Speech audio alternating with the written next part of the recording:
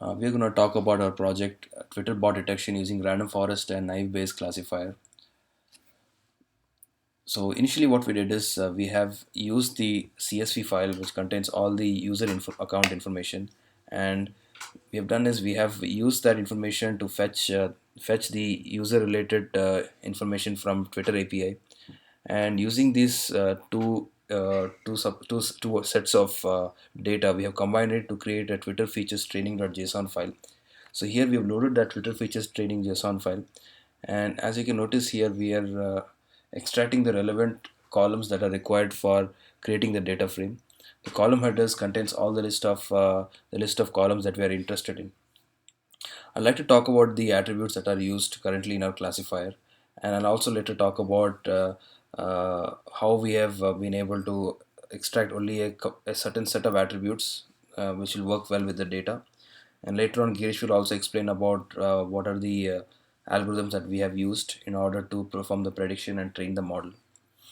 So some of the attributes that we found are first is favorites, which is nothing but the favorites count of the user, followed by followers, which is the followers count of the user, and another one is verified. Verified is basically says whether that particular user is verified by Twitter or not. So it's set to 1 or 0. Diversity. Diversity is a measure of how many different words are used in a text. We use this information to calculate for each particular user what is the diversity and perform an average for it and store the value to that particular column. Name underscore hint is mentions whether that bot keyword is contained inside the name or the screen name of a user. If either one is true, then it will be set to 1, else 0. Next we have DESC. DESC means that if bot as a keyword exists inside the description of the user, then this will be set to 1, else set to 0. We also have something called log, which mentions whether there is location information in that user's profile or not. If it is present, it's 1, else 0. Another important feature that we have is in reply to status ID, which is nothing but the total number of replies that a particular user has, which are replies to different tweets and mentions. Listed underscore count is another feature, which is the number of public lists that particular user is part of. Then finally, we also have another two features that we use from using the Twitter API. One is the average URLs. Here we count all the URLs that exist inside the tweets created by the user, and we take an average. Another one is the hashtags that are contained inside each of these tweets. We take an average.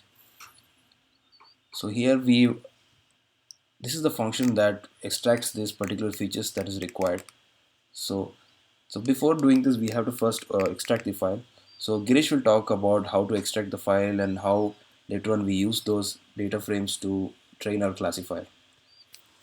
Okay, so now we'll be loading the Twitter underscore features underscore test file, which is similar to the Twitter underscore features underscore training file, but this file will not have obviously not have the bot values filled. So we load this file into the data frame and we apply the same kind of heuristics that Rahul had mentioned before on this file to create a data frame as follows. We will begin with running the naive-based classifier on this set of features. The reason that we are running this naive-based classifier is because we want to set an initial lower bound for our classifier accuracy using the initial set of features that we have. So that we can improve upon our classifier and our accuracy score in the future using a different algorithm. So we have the x and y, where the x is the features and y is the value. X is the features and the y is the value, whether it's a bot or not for the particular record.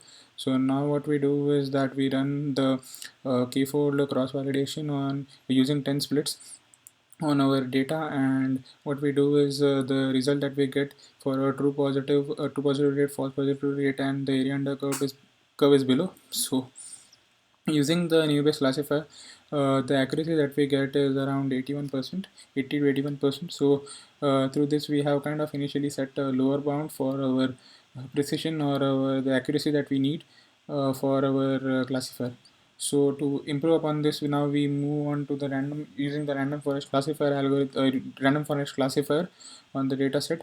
So similar to the naive Bayes classifier, we initialize the x and y, where x are the features and the y are the kind of the values. So with the bot or not values. So what we do is that we apply a k-fold cross validation on this as well, and using 10 splits, and the results that we get for our model are below. So the true positive, false positive rates and the area under curve are below. So we get around 0.923 as the area under the curve, and the accuracy using our random forest classifier, you can say, is around 91%. So now I'll move on to the ranking feature importance, which will be kind of explained by Rahul in detail. So once we have selected the bunch of features, we want to select the features that matter the most for this data. So what we've done is we have used extra trees classifier in order to provide us feature importances for each of the features. So we sort this feature importance and then we plot a graph. So here, if you notice, we have the the feature importances plotted on the graph from it's in a descending order. So as you can notice here, number 6 is nothing but the in reply to status ID, which is a very important feature that is incorporated in the current data set, followed by verified, if that particular user is a verified user or not. So if it's verified, it's most likely a non-bot, else it may be a bot. Again followed by DESC, which is nothing but if the word bot is contained inside a particular user's uh, description or not, followed by 5, which is total tweets, and then there is 2, which is the number of friends. So here we have applied, we have tried to mix and match a lot of other features just to see how important each features are. And from our current data set and from our current list of features that we have fetched, we are able to find that this set of features provide the best accuracy for our current classifier using naive Bayes and random forest. Thank you.